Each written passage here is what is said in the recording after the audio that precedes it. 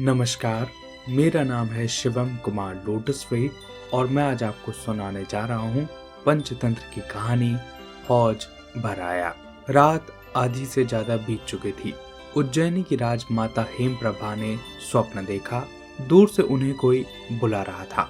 आवाज का अनुकरण करती हुई वह धीरे धीरे उधर ही बढ़ने लगी।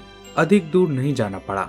राजमहल से लगे उद्यान के निकट ही सरोवर के किनारे उन्हें एक दिव्य पुरुष ने दर्शन दिए। उनके उज्जवल ललाट से प्रकाश में किरणें फूट रही थी। श्वेत दाढ़ी नाभि तक लटक रही थी।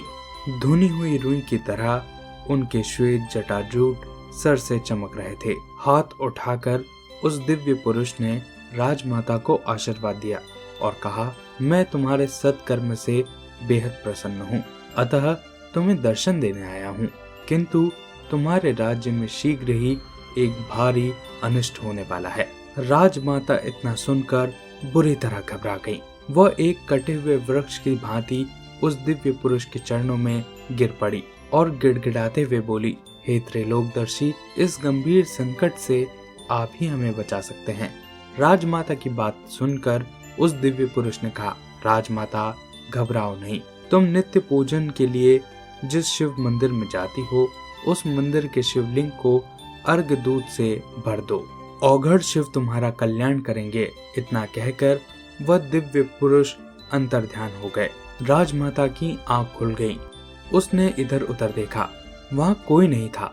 सुबह दासी ने स्वप्न का वृतांत महाराज तक पहुँचाया। पंडितों को बुलाकर महाराज ने स्वप्न के फलाफल का विचार किया। प्रायः सबने एक स्वर में कहा, यह दैवी आदेश है, हमें इसका पालन अवश्य करना चाहिए। महाराज ने सार्थक दृष्टि से मंत्री की ओर देखा। मंत्री ने कहा, महाराज, मंदिर का शिवलिंग काफी बृहत्कार है। दूध से उसे पूर्णतया निमग्न करने के लिए काफी दूध की आवश्यकता होगी। तो क्या हुआ? राजा ने कहा, यह कार्य जनहित के लिए किया जा रहा है। लोग स्वयं इसकी व्यवस्था करेंगे। कल डोंडी पिटवा कर लोगों को सूचित कर दिया जाए कि सूरज निकलने से पहले प्रत्येक घर से एक लोटा दूध गृह स्वामी स्वयं लाकर पौर द्वार के सामने हौज में डाल दे।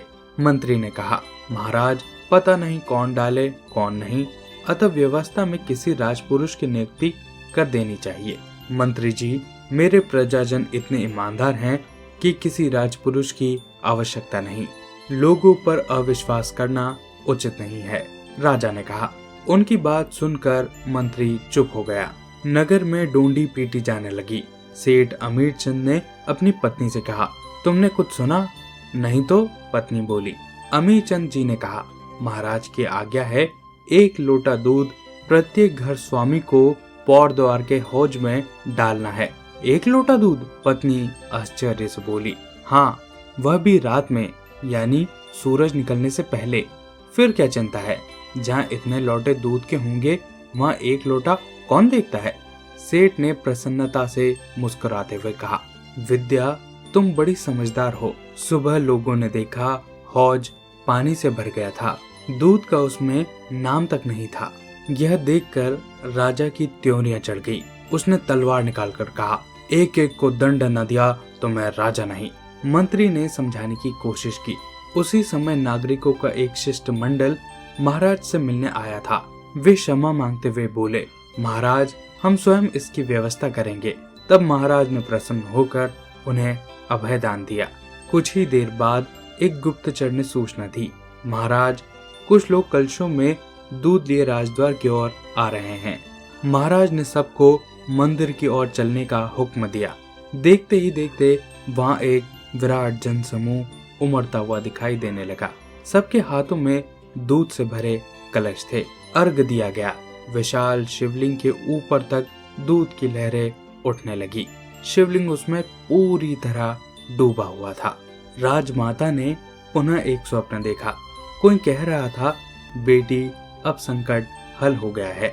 सचमुच संकट टल गया था। राजा ने प्रजाजनों की ईमान को अंधविश्वास की जगह एक नियोजित दिशा दे दी थी। दोस्तों, ये थी पूरी कहानी।